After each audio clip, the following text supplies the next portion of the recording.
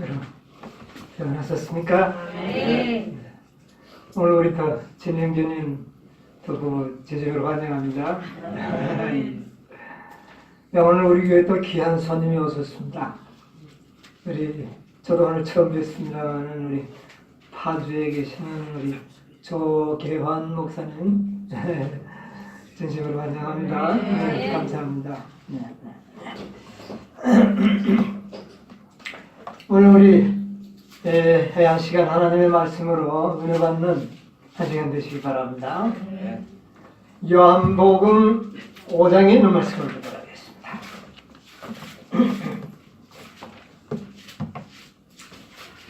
요한복음 5장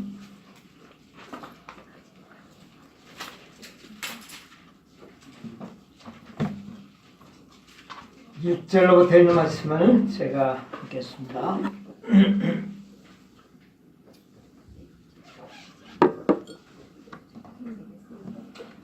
그 후에 유대인의 명절이 있어 예수께서 예루살렘에 올라가시니라.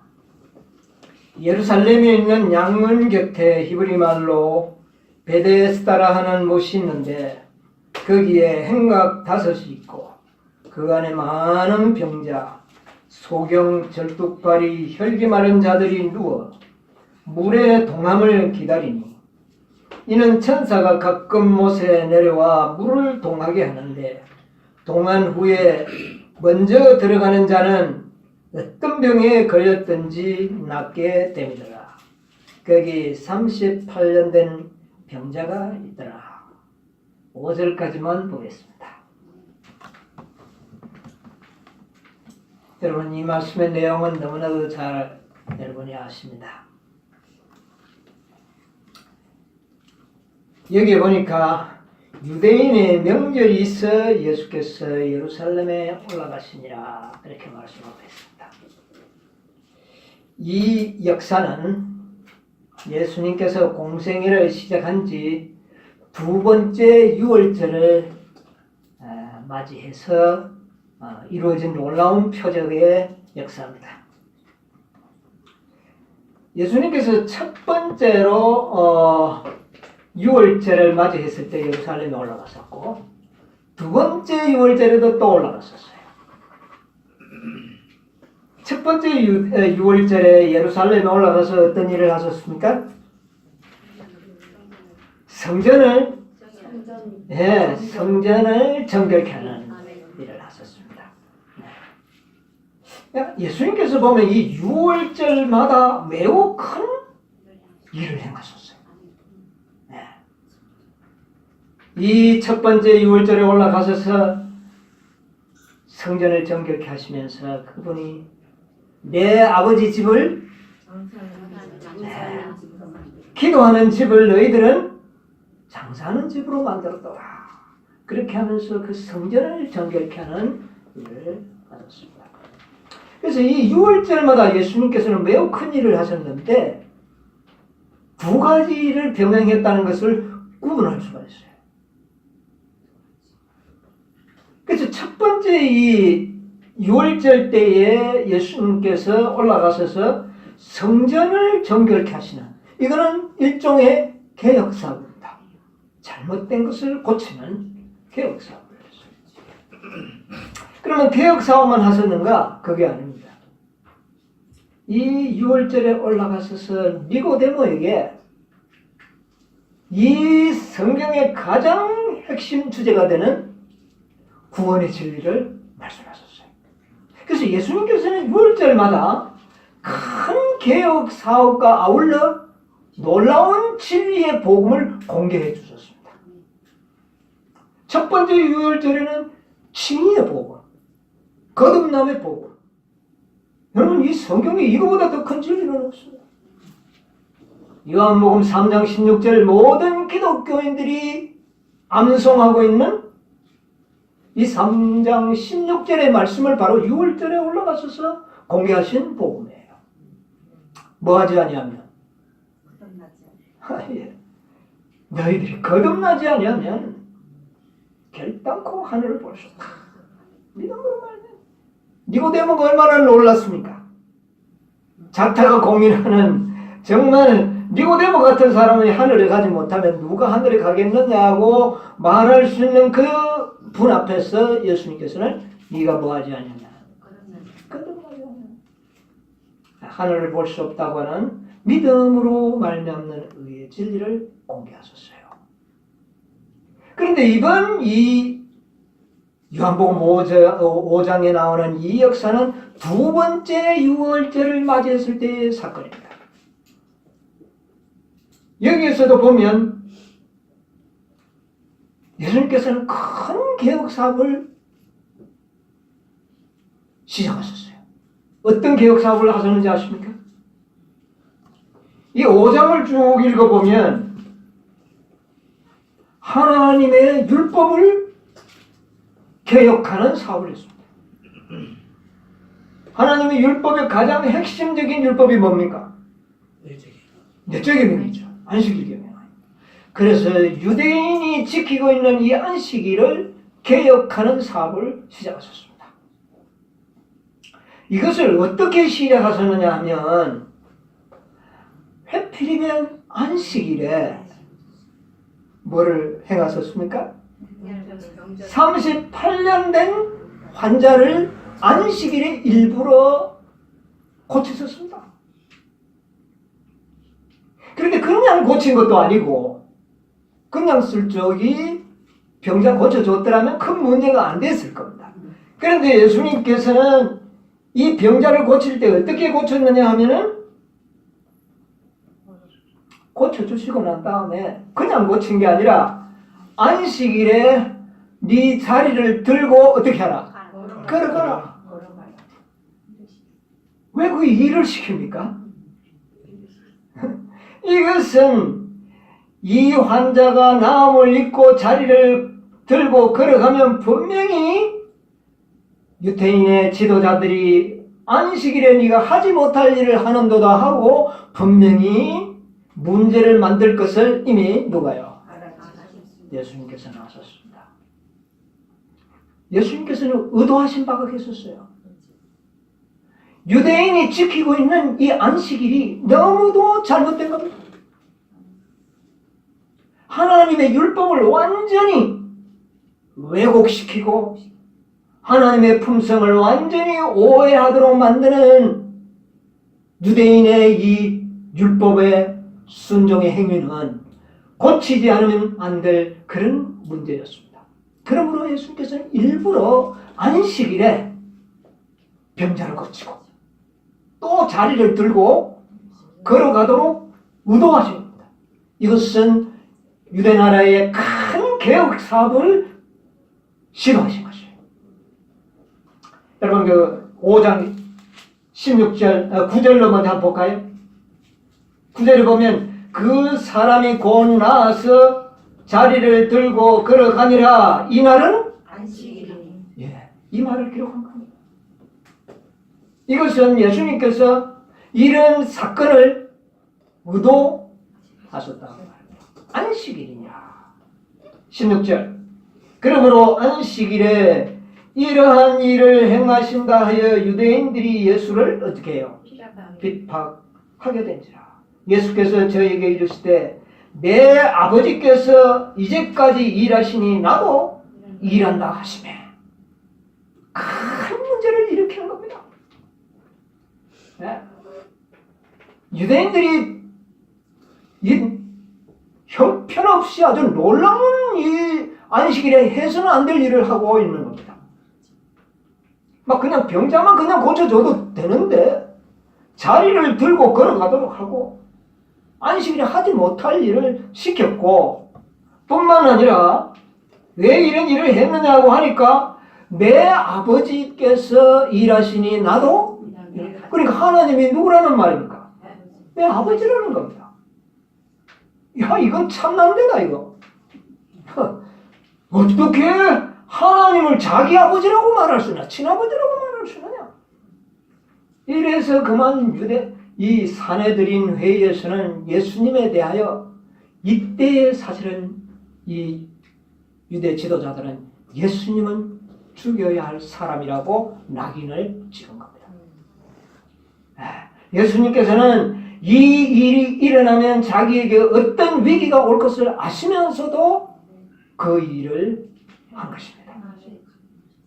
이것을 기회로 해서 유대인들은 예수님은 용납할 수 없는 사람이다.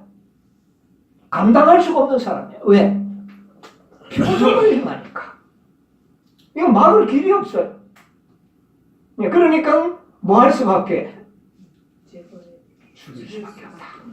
이미 그들은 마음속에 예수님을 죽여야 한다고는 그런 결론을 그들은 얻게 된 기회가 바로 이 기회였다는 것이죠.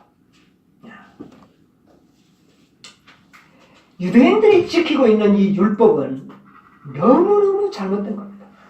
그들은 안식일은 지켰지만 그 안식일을 통하여 하나님의 품성을 완전히 왜곡시키고, 사단의 주장이 뭡니까? 하나님의 율법은 지킬 수 없다. 어떻게 인간이 그 하나님의 거룩한 율법을 지키느냐? 못 지킨다. 이것이 사단의 주장이었는데, 유대인들은 마치 하나님의 율법은 지킬 수 없다는 어떤 증명이라도 하듯이 지킬 수 없는 법을 만들어버린 것입니다.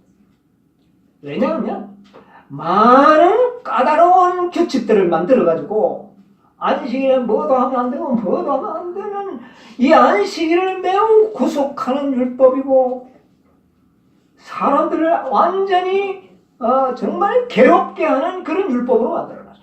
그러니까 이 규례를 지키면서 안식일을 지킨다는 것은 불가능해요.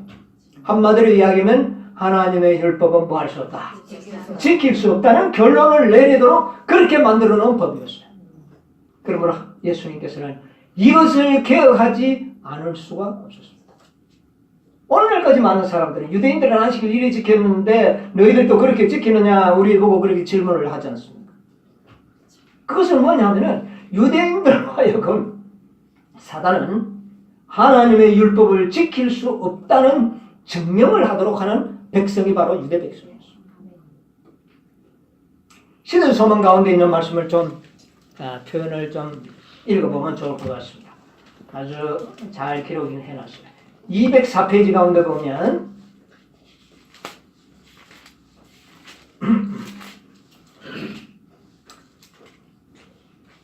(204페이지) 오른쪽 대단 위에서 한 12줄부터 보면 유대인들은 한 거기서부터 한번 읽어봅시다. 유대인들은 율법을 너무나 왜곡시켜서 그 율법을 속박하는 멍해로 만들었다. 예, 여기 뭐라 그랬어요? 멍해. 완전히 율법을 왜곡시켜서 사람들의 뭐를 만들었다? 멍해로 만들었다. 예, 그 다음에 그들은 무의미한 요구들은 다른 국가들 사이에서 웃음거리가 되었다. 특별히 안식일은 가진 형태의 무의미한 제한들로 둘러싸여 있었다. 안식일은 그들에게 즐거운 날도 여호와의 성일도 존귀한 날도 아니었다. 서기관들과 바리새인들은 안식일 준수를 견디기 어려운 무거운 짐으로 만들었다. 유대인들은 안식일에는 불을 켜거나 심지어 촛불을 켜는 것조차 허용하지 않았다. 그 결과 사람들은 규칙상 그들 스스로 행하는 것이 금지된 많은 일들을 이방 사람들에게 의존한다. 이런 불합리적이고 또 불공평한 법을 만들어버린 것입니다. 여기 보니까 아주 무의미한 많은 규칙들을 만들어서 안식일을 괴롭게 만든 거예요. 네. 즐거운 날도 아니고 성일도 아니고 이거는 뭐 복도 아니고 괴로운 날. 한마디로 괴로운 날이에요. 안식일을. 네. 그래서 하나님께서는 우리 주님께서는 이것을 개혁하기 위해서 일부러 38년 된 이 환자를 안식일에 고치시고 일부러 자리를 들고 걸어가게 하시고 그래서 거기에 불려가서는 내가 하나님의 아들이다. 하나님이 일하시니 내 아버지가 일하시니 나도 일한다. 이래서 큰 문제를 불러일으켰습니다.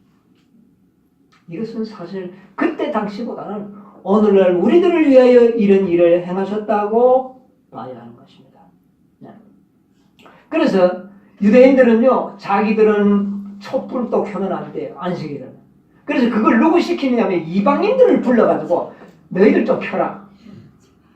그럼 왜 그 사람은 왜 켜느냐? 너희들은 어차피 죽을 사람이니까 켜줘도 괜찮다. 그 사람은 완전히 죽을 사람으로. 그러니까 이방인들이 봤을 때 유대인들은 좀 희한한 사람들이에요. 그러니까 유대인들이 믿고 있는 하나님이 정말 이거는 너무나도 그런 불합리적인 그런 분으로 왜곡시켜 놓은 것입니다. 예. 그래서 그들은 만일 그런 행위가 죄가 된다면 다른 사람들을 고용하여 그런 일을 하게 하는 사람들도 그들 스스로 그 일을 하는 것이나 다름이 없는 죄가 된다는 것을 누구나 그 이성을 가진 사람이면 다 알지 않습니까? 그런 일들을 그들은 행했다.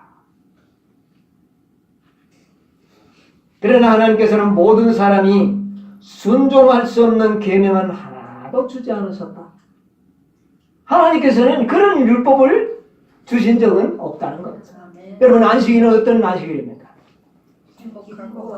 즐겁고 복된 나라, 복받는 나라니까. 그러면 기쁘고 즐거워야 되고 그 날이 인간들에게 뭐가 되어야 하느냐면 축복이 되어야 하는 것이죠.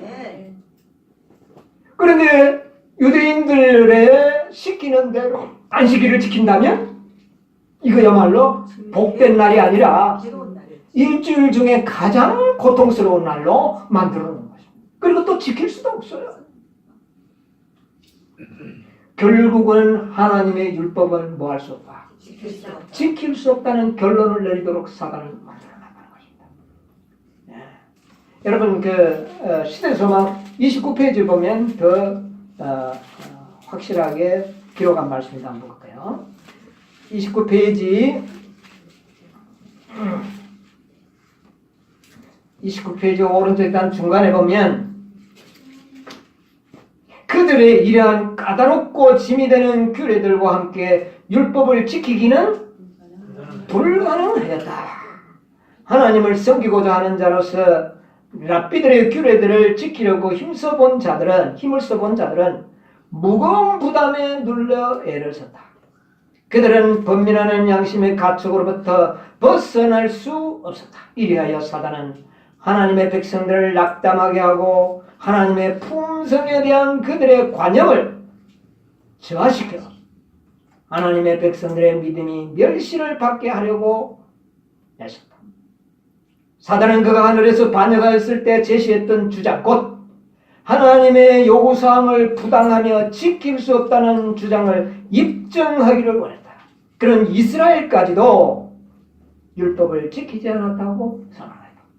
그러니까 사단은 의도적으로 하나님의 율법을 뭐 할 수 없도록 지킬 수 없도록 만들어버렸다는 것입니다. 그래서 예수님께서는 이 율법을 지킬 수 있는 축복이 되는 안식일로 되돌려주기 위하여 개혁사업을 하시기 위하여 이 의도적인 표적을 행하셨다는 것입니다. 여러분, 우리는 이와 같은 예수님의 모든 표적이 단순한 표적이 아닙니다. 그 표적을 행하신 이면에는 하나님의 구속사적인 경륜이 분명히 들어있습니다. 이런 것들을 우리는 많이 찾아내야 하는 것입니다. 그래서 메시아의 사업은 개혁사업과 아울러 이것은 개혁사업입니다. 그런데 개혁사업만 있는 것은 아니에요. 개혁사업과 함께 복음이 함께 따른다는 겁니다. 첫 번째 6월절에는 성전을 개혁하는 사업과 함께 믿음으로 말미암는 이 성경의 가장 총체적인 복음을 이야기하셨는가 하면 이 두 번째 6월절에는 이 38년 된 환자를 고침으로써 성화의 복음을 가르친 겁니다. 이 38년 된 이 환자는 몸은 자기의 몸인데 자기 마음대로 뭐 할 수 없는 사람이에요. 움직일 수 없고 행동할 수 없는 사람입니다. 여러분, 오늘날 많은 사람들은 의를 행하기는 원하지만 원함은 있으나 뭐는 행할 수 없는, 의를 행할 수 없는 사람들이 이 세상에 어떻습니까? 많습니까? 많이 있습니다. 다 영적으로 38년 이상 된 그런 환자들이 지금도 어떻습니까?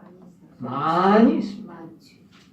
많은 잘못된 악습들, 이게 나쁜 줄을 알면서 고쳐야 하는 줄은 알면서도 고치지 못하는 많은 영적 질병을 가지고 있는 사람들이 그리스도인 중에 얼마나 많이 있습니까? 예수님께서는 이런 질병도 어떻게 해요? 고칠 수 있다. 여러분, 예수님께서는 우리에게 생명만 주시는 것이 아니라 죄의 질병도 뭐 할 수 있다? 고칠 수 있다. 이게 뭐냐면 성화의 진리입니다. 우리는 죄를 짓지도 않게 해 주실 수도 어떻게 해요? 있다. 38년 된 이 환자를 낫게 하신 이후에 예수님께서 그 환자를 성전에서 만나고 난 다음에 하신 말씀이 뭔지 아십니까? 다시는 죄를 범치 말라. 여러분, 이 말은 뭡니까? 인간 스스로가 죄를 안 짓고 살 능력이 있습니까? 없어요. 그러면 그 능력이 없는 사람에게 죄를 짓지 말라고 하는 것은 내가 너에게 죄를 짓지 않도록 해 주시겠다는 약속이 그 속에 들어있는 것입니다. 예수님께서 다시는 죄를 범치 말라. 아멘. 주여 그렇게 하겠나이다. 우리가 그렇게 원하고 믿는다면 죄를 짓지 않고 이 세상을 승리하며 살아갈 수 있는 능력과 힘을 누가 주시겠다는 거예요? 예수님이. 말씀하신 분이 주시는 것입니다. 그 허락이 그 들어있는 거예요. 그래서 이것은 우리가 믿음으로 영생 얻은 자들이 이 세상을 살아가면서 죄를 짓지 않을 능력과 힘을 줄 수 있는 분도 누구라는 겁니까? 예수 그리스도라는 것을 여기에 말씀해 주십니다. 첫 번째 6월절에서 가르친 복음보다는 좀 더 어떻게 돼요? 구체적이고 업그레이드된 복음이 전해지는 것입니다. 많은 분들은 이 복음에 대하여 깨닫지 못하고 있습니다. 세상에 살면서 어쩔 수 없이 우리는 죄를 짓게 사는 것이 뭐 당연하구나. 여기에 머물러 있다고 말입니다. 그러나 이 38년 된 환자를 낫게 하신 이 말씀의 복음 속에는 죄를 짓지 않고 살 수 있는 능력을 내가 너에게 주겠다. 약속이 주어진 것입니다. 우리가 뭐 하면 바라고 원한다. 그렇게 해주시겠다는 것입니다. 이 약속이 이 말씀 가운데 들어있는 것입니다. 그래서 예수님의 사업은 항상 부흥과 개혁이 공존해 있었다. 오늘날도 우리도 마찬가지입니다. 모든 기별이 나갈 때마다 첫째는 부흥과 개혁. 개혁이 따르지 않으면 안 됩니다. 분명히 개혁이 있습니다. 그러나 개혁만 가면 안 됩니다. 뭐가 가야 돼요? 복음이 분명히 있어야 하는 것입니다. 이 두 가지 사업이 되는데 연흥신에 보면 이런 말씀이 있어요. 가르폰 기별 1권에 보면 우리 엘렌 화이트 여사는 이렇게 이야기했습니다. 신앙 부흥과 개혁 사업은 성령의 조력을 힘입어 이루어져야 한다. 신앙 부흥과 개혁 사업은 별개의 것이다. 개혁과 부흥은 전혀 다른 것입니다. 개혁은 어디에 입각해서 하는 겁니까? 개혁은 어디에 입각해서? 율법에 입각해서 하는 겁니다. 공의에 입각해서 개혁은 이루어집니다. 그러나 부흥은요? 부흥은 복음에 입각해서. 그래서 율법과 복음에 입각해서 모든 것이 이루어지는 이 복음이 이루어진 것입니다. 그래서 보면 신앙 부흥과 개혁 사업은 별개의 것이다. 전혀 성격상 다릅니다. 율법과 복음이 성격이 다르죠. 자비와 공의가 다른 것처럼 다른 것이에요. 다르다. 영적 부흥이란 영적 생애를 소생 및 부흥시키는 것이며 정신력과 마음의 힘을 일깨워주고 영적 사망에서 부활하는 것을 의미한다. 이것은 복음의 능력이죠. 이건 부흥입니다. 그러나 개혁 사업은 제조직, 사상과 이론의 변화, 습관과 제도의 개선을 뜻한 것이다. 우리의 행동이 어떻게 되는 겁니까? 완전히 바뀌는 것입니다. 잘못된 이론, 잘못된 사상, 잘못된 제도 이런 것을 바꾸는 거예요. 이런 것이 개혁사업은 성령으로 말미암아 신앙 부분과 연결되어 있지 않은 한 의의 선한 열매를 맺을 수 없다. 개혁만 가지고는 의의 열매를 맺을 수 없다. 반드시 뭐가 있어야 된다. 부흥과 개혁은 동시에 이루어져야 하는 사업이다. 그래서 예수님의 이 사업을 면밀히 살펴보면 다 부흥과 개혁이 동시에 이루어지는 거예요. 복음을 이루는가 싶으면서 거기서 공의를 이루는 거죠. 공의를 이루는가 싶으면서 거기 또 복음을 이루는 거죠. 아주 조화를 이루어 나가시는 것이 있습니다. 그래서 우리는 이런 복음과 개혁 사업이 동시에 이루어져야만이 완전한 하나님의 뜻을 이룰 수 있다는 것을 우리가 배울 수가 있습니다. 그래서 첫 번째 예수님께서는 이 니고데모에게 밝혀주신 그 복음은 성경의 가장 중추적인 복음이었던 것과 마찬가지로 이 요한복음 5장의 중풍 이 38년 된 환자를 살피는 이 놀라운 표적 속에는 놀라운 복음이 들어있다는 것입니다. 이것을 오늘 우리는 좀 특별하게 한번 좀 생각을 해봐야 되겠어요. 예, 선지자의 왕동 가운데 보면 이런 말씀이 있어요.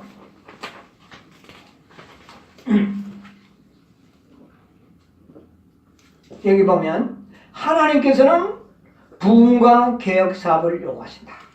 선지자 왕 625페이지. 성경 말씀, 오직 성경만을 설교단에서 들을 수 있어야 한다. 부흥과 개혁은 오직 어디에 기초되어 있어야 된다?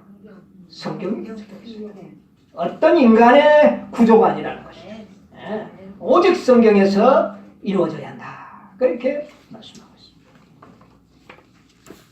여러분, 이 율법이 두 가지 기능이 있죠. 정죄의 기능이 있는가 하면 영혼을 소생시키는 기능이 또 있습니다. 그렇죠. 그런데 이 믿음으로 말미암아 칭의의 복음을 받아들인 자들에게는요, 이 율법은 굉장한 복음입니다. 율법 자체가 복음입니다.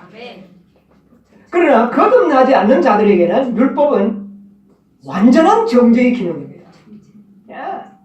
거듭나지 않고 예수 그리스도를 개인의 구주로 영접하지 않는 자들은 선을 행하면서 구원을 얻으려고 하면 할수록 정죄밖에 없습니다. 그러나 예수 그리스도를 개인의 구주로 받아들인 이후에 이 율법은 굉장한 복음이 됩니다.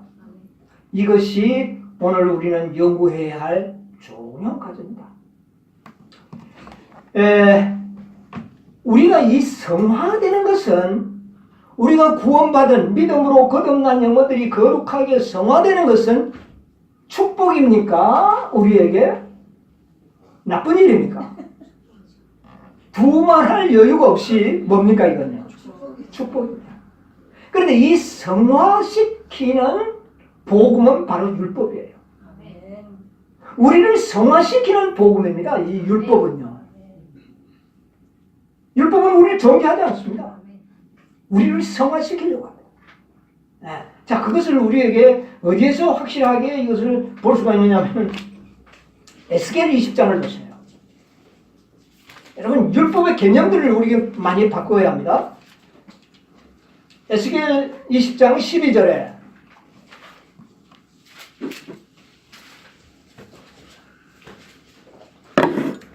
뭐라고 그랬습니까? 또 나는 그들을 어떻게 해요? 거룩하게 하는 여호와인 줄 알게 하려 하여 내가 내 뭐를요? 안식일을 주어 그들과 나 사이에 표현. 여러분, 이 안식일은 율법의 인이요, 율법을 대표하는 겁니다. 이 안식일 넷째 계명에 하나님의 이름을 기록하시고 이것은 율법의 하나의 대표적인 계명이에요. 그러면 이 안식일을 우리에게 주신 목적이 뭐라고요? 우리를 어떻게 한다고요? 거룩하게. 여러분, 우리가 거룩하게 되는 것이 축복입니까? 아닙니까? 축복이에요. 그러면 우리를 거룩하게 하는 일을 뭐가 하겠다는 겁니까? 너희들이 안식일을 지키면 너희들이 뭐가 될 것이다? 거룩하게 될 것이라는 겁니다. 이게 하나의 방법입니다. 여러분, 안식일을 거룩하게 지키지 않으면 결코 성화될 수가 없다는 겁니다. 안식일을 거룩하게 지킨다는 것은 모든 율법을 다 존경한다는 의미가 함축되어 있는 거예요. 그래서 우리가 안식일을 거룩하게 지킬 때에 우리의 품성이 어떻게 돼요? 거룩하게 된다는 거예요. 그러면 그 안식일을 지킬 수 있는 능력은 누가 줄까요? 예수님이 주시는 겁니다. 여러분, 복음은 능력 아닙니까? 복음은 능력이에요. 복음 속에는 하나님의 능력이 있기 때문에 우리가 안식일 지키는 일이 마귀의 세상에서, 마귀가 통치하는 세상에서 하나님의 율법을 지키는 일은 매우 어려운 겁니다. 그러므로 누구의 능력이 필요할까요? 하나님의 능력이 필요합니다. 그 능력이 바로 어디에 있는 거예요? 복음 속에 들어있는 겁니다. 그래서 거듭난 자에게는 이 율법은 우리를 성화시키는 뭡니까? 도구로 사용돼요. 정죄의 기능이 아닙니다. 여러분, 우리가 거짓말 안 하면 내가 성화되는 것이죠. 확실합니까? 내가 자꾸 도적질 한다면 거룩하게 될 수 없지 않습니까? 그럼 모든 계명은 다 우리를 뭐하게 만드는 거예요? 거룩하게, 성화시키는 거예요. 그 중에도 가장 중요한 것이 내적 계명, 안식일이라는 것이죠. 안식일은 바로 하나님께 경배의 날로 지정되어 있습니다. 그래서 이 안식일을 지키고 율법을 지킴으로 우리를 성화시켜 나가는 그런 복음으로 나타나는 겁니다. 창세기 2장 3절에 뭐라 그랬어요? 창세기 2장 3절. 하나님께서 일곱째 날을 어떻게 하겠다고 그랬어요? 거룩하게 하고 그 날을 뭐 하사? 그 날을 복을 주사.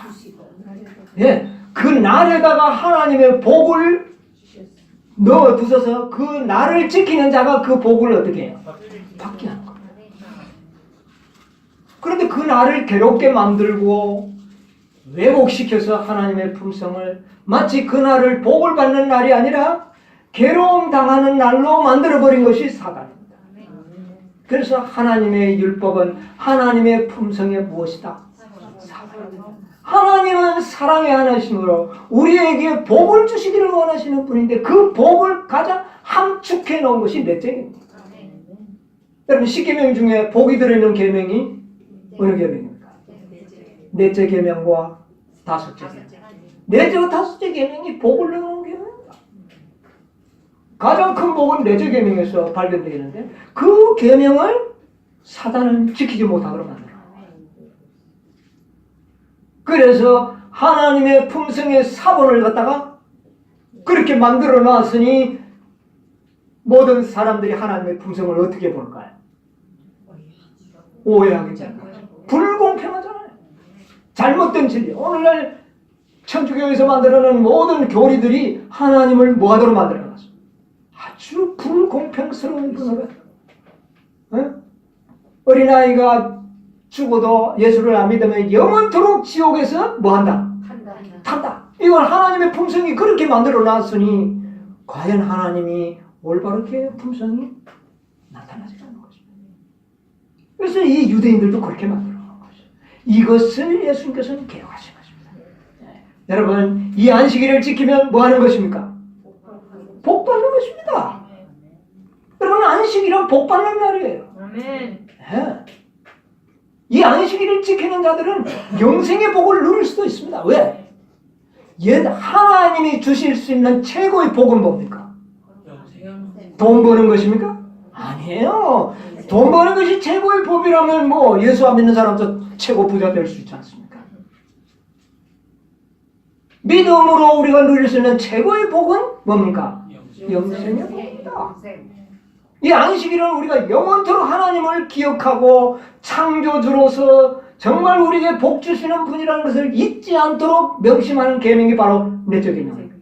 최고의 복은 영생이고, 안식일을 지킴으로 구원하는 것은 아니지만 안식일을 지킴으로 우리는 누구를 잊어버리지 않고 하나님을 잊어버리지 않고 영생을 잃어버리지 않도록 하는 복을 우리가 얻게 되는 것입니다. 그리고 하나님의 능력을 경험하게 되는 것이고 하나님의 사랑을 경험하게 하는 것이고 하나님의 자비를 경험하게 하는 것입니다. 이것은 복이에요. 이것을 우리가 믿음으로 지킬 때 그 사람은 영생은 보장받는 것입니다. 이 율법은 보장하는 겁니다. 여러분, 대한민국 백성이 대한민국의 법을 지킨다면 대한민국이 주는 모든 특권은 받을 수 있는 뭐가요? 특권을 가지고 있는 것이죠. 우리가 하나님의 법을 지킨다면 하나님이 주시는 모든 축복을 받을 수 있는 뭐가 되는 겁니까? 자격을 갖춰주는 것입니다. 대단한 축복입니다. 그러나 우리가 거듭나기 전에는 율법 지켜봐야 그건 아무 의미가 없습니다. 율법 지키려고 하면 더 정죄받습니다. 그러나 진정으로 거듭난 자들에게 율법을 지키는 행위야말로 이것은 엄청난 축복인 것입니다.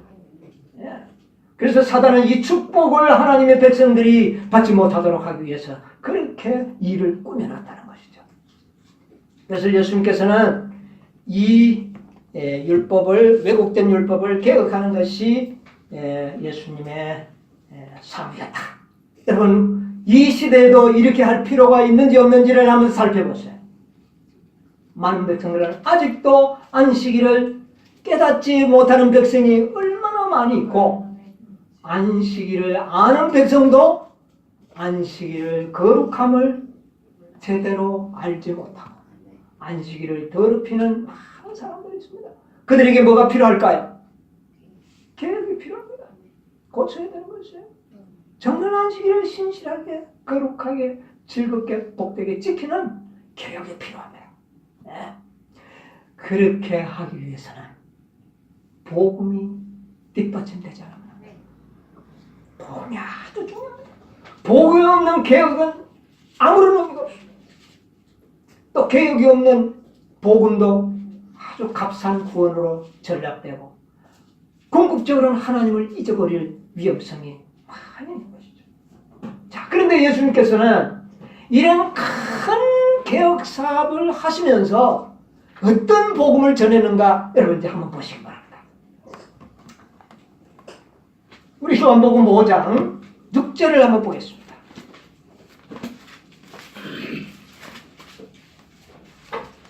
예수께서 그 누운 것을 보시고 병이 벌써 오랜 줄 아시고 이르시되 내가 낫고자 하느냐. 예, 참 예수님께서는 매우 중요한 질문을 하셨습니다.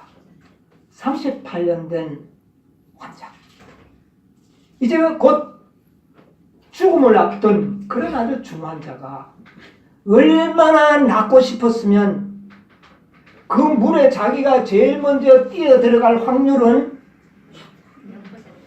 0%. 그러면 조용히 집에 가서 쉬고 있지 왜 거기에 나와 있겠습니까? 뭐 하기 위해서? 혹시라도 기회가 주어질까봐 낫기를 원해서 그곳에 왔습니다. 얼마나 낫고 싶었으면 그 곳에서 밤낮을 기다리고 있겠어요. 예수님께서 그곳을 지나갔습니다. 그 환자가 누워있는데 예수님께서 동정의 눈길을 보내시면서 네가 낫고자 하느냐. 여러분, 이 질문은 이 중풍 환자에게는 절호의 동정을 구할 수 있는 기회가 되겠죠.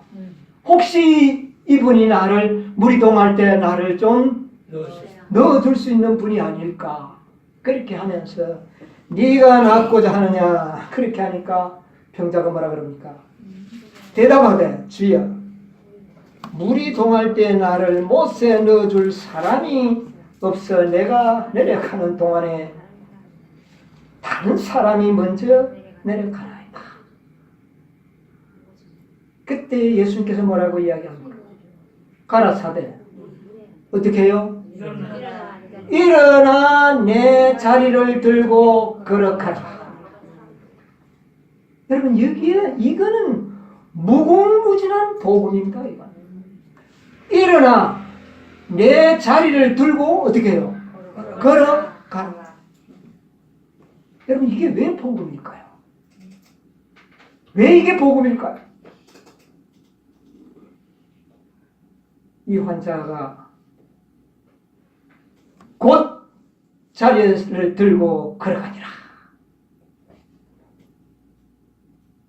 여러분 이 중풍 환자겠죠? 못 일어나니까. 이 환자가 자기 앞에 이야기하는 분이 메시아 예수인 줄 알았나요? 이름도 성도 몰랐습니다. 전혀 어떤 사람인지를 전혀 몰랐습니다.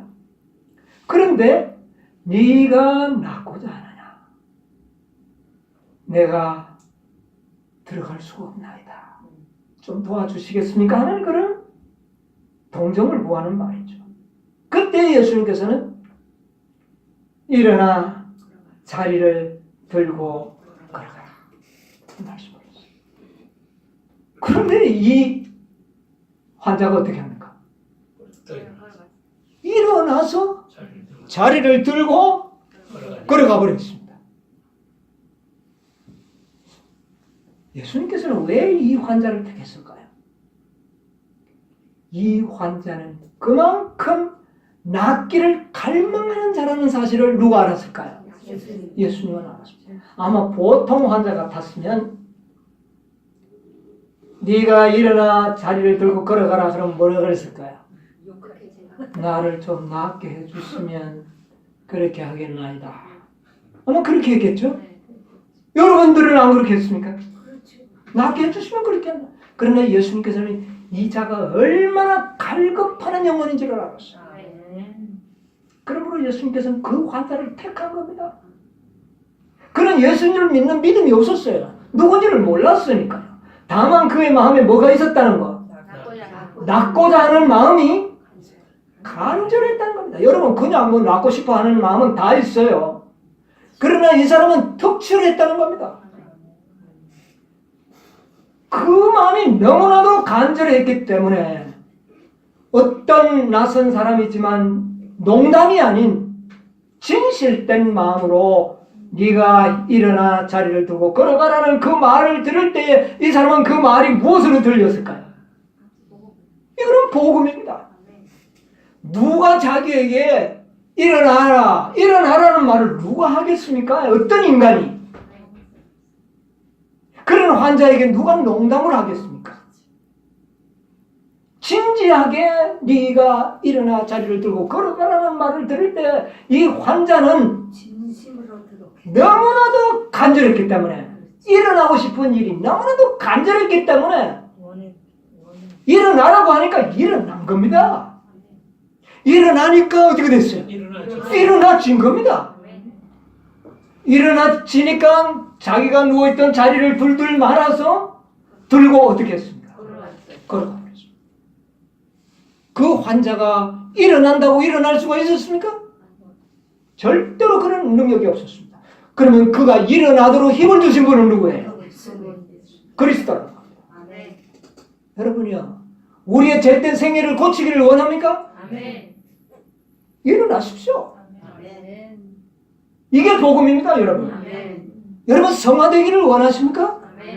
뭐 힘들고 여러분 그 이야기 하면 안 돼요. 일어나면 되는 겁니다. 내가 낫기를 원하느냐? 여러분 하면 잠깐만. 예수님께서 오늘 우리들에게 이야기, 너희들이 낫기를 원하느냐? 일어나는 겁니다. 다른 복음이 없습니다. 여러분 우리 낫게 해주시면 일어나겠습니다. 여러분 그런 믿음으로서는 성화되지 않습니다. 성화는 그런 믿음이 아니에요. 낫게 해주시면 내가 일어나겠습니다. 그건 믿음이 아니라는 겁니다. 예수님께서 오늘 우리가 깨닫기를 원하는 복음은 낫기를 원하느냐? 마음에는 원이로도 안 됩니다. 우리 자꾸 그런 이야기 하죠. 마음의 원함이 일어나라는 겁니다. 여러분 우리는 일어나야 합니다.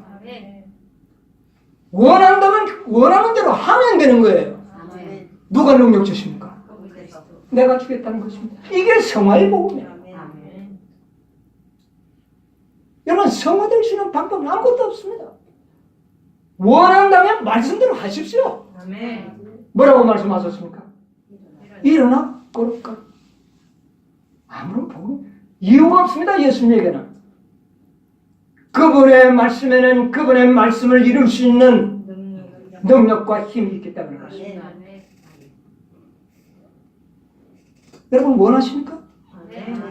일어나 걸어가시기 바랍니다. 왜 예수님께서 자리를 들고 걸어가라 했을까요? 다시 그 자리에 누울 일이 없는 겁니다. 다시 그 자리에 누울 이유가 없기 때문에 그 자리를 말아서 가도록 한 것입니다. 여러분이 우리는 연약하기 때문에 또 죄를 지었습니다. 자꾸 변명하기 때문에 안 고쳐지는 것입니다. 여러분이 우리는 변명하는 믿음으로는 성화되지 않습니다. 죄를 고칠 수가 없어요. 원하느냐? 원한다면 일어나 자리를 들고 걸어갈까요? 여러분이 우리는 원한다면 자리를 펴놓고 가지 말고 자리를 어떻게 해요? 들고 가야 돼. 다시 그 자리에 누울 일이 없는 겁니다, 여러분. 그것이 진정한 성화예요. 여러분, 우리 성화가 뭐 천천히 스로우 이렇게 여러분 그게 아닙니다. 변화, 완전한 창조예요. 한 몇 년쯤 믿어야 뭐 힘이 생겨가지고 변화되고 이런 차원이 아니라는 겁니다. 네가 원하느냐? 여러분이 원한다면 자리를 들고 걸어가라. 이게 성화의 복음입니다. 여러분 변화되기를 정말 원하십니까? 일어나서 자리를 들고 걸어가십시오. 거기에 대한 모든 힘과 능력은 누가 주시는 겁니까? 예수님께서. 내가 일어난다고 일어날 능력이 나에게 있습니까? 없어요. 중풍병자에게 그 병을 고치고 자기 스스로 일어날 힘이 없는 것처럼 우리 죄인들이 죄를 안 짓고 살 수 있는 능력이 나에게는 근본적으로 없습니다. 그러면 그 능력은 어디에서 와야 할까요? 그분에게서 온 겁니다. 이것을 알고 믿는 것이 믿음이에요. 왜 그렇습니까? 여러분 요한복음 5장을 쫙 한번 읽어보십시오. 자, 5장에 예수님께서 뭐라고 말씀하셨는지 아십니까? 5장 24절 내가 진실로 너희에게 이르노니 내 말을 어떻게 해요? 듣고 또 나 보내신 이를 믿는 자는 어떻게 해요? 영생을 얻었고 심판에 이르지 아니하나니 사망에서 어디로? 생명으로 옮길 것이라? 이것이 보장입니다. 여러분 우리가 성화될 수 없는 이유를 이 말씀 속에서 찾을 수가 없어요. 내 말은 영이요 무엇이라? 생명이라. 예? 내가 너를 사망에서 생명으로 어떻게 해요? 옮겼느니라. 25절 진실로 내게 이르노니 어떻게 해요? 죽은 자들이 하나님의 아들의 음성을 들을 때가 오노니 곧 이때라. 듣는 자는 부활의 보장을 주셨지 않습니까? 여러분이 우리가 이런 보장을 받고서도 죄된 생애를 고칠 수 없다는 말은 변명인 것입니다. 변명이에요. 죽으면 주리라고 우리가 순종을 하면 분명히 이 세상을 승리하면서 살아갈 수 있는 뭐가요? 길이 나타난다는 겁니다. 그런데 우리는 일어나 걷지는 않고 낫게 해주시면 일어나겠습니다 하고 다들 일어나지를 않는 겁니다. 뭐가 올 때까지 내 다리에 근육에 힘이 팍 생겨서 완전히 나았다는 느낌이 올 때까지는 일어날 생각을 안 하는 거예요. 그대로 누워있는 겁니다. 왜요? 고쳐주시면 일어나겠다. 여러분 이것은 성화의 진리가 아닙니다. 네가 원하느냐? 일어나서 걸어가라는 겁니다. 이게 복음이에요. 여러분 이것이 복음입니다. 앞으로 이 제약 세상을 살아갈 때에 여러분 절대로 하나님의 율법을 죄를 짓기보다는 뭐를 택하라? 죽음을 선택하라. 그렇게 살아가면 길이 어떻게 해요? 생긴다. 그래서 내가 곧 길이요 진리요 생명이니 나를 믿는 자는 죽어도 살겠고. 여러분 이런 확고한 보장이 우리에게 주어져 있는 겁니다. 이 믿음으로 살면 우리가 원하는 대로 살아갈 수가 있는 겁니다. 우리가 자칫하면 죽을 수도 있을는지 모릅니다. 그러나 다시 뭐 하겠고? 살겠고. 여러분 이것이 성화의 진리입니다. 저도 이것을 여러 번 읽는데 이번에 더 확신이 생겼어요. 아, 성화되는 길은 다른 게 없구나. 그냥 믿고 일어나서 가는 거구나. 걸어가는 거구나. 여러분 우리는 그냥 믿음으로 살아가는 겁니다. 그때에 길을 열어주시는 분이 누굴까요? 혹시 우리가 죽는다 할지라도 죽어도 다시 살겠고 이런 장면 영생의 보장을 우리에게 굳게 해주는 겁니다. 성화를 거룩한 삶을 살 수 있는 보장은 영생에 대한 보장입니다. 이거보다 더 큰 거 어디 있겠습니까? 저는 이번에 이 확신을 갖게 됐어요. 아, 성화의 보장은 바로 영생으로 보답할 것이고 그렇지 않다면 이 세상에서 살아갈 수 있는 길을 어떻게 해요? 열어주실 것이에요. 그리고 믿음으로 사는 겁니다. 누구처럼? 사도 바울처럼.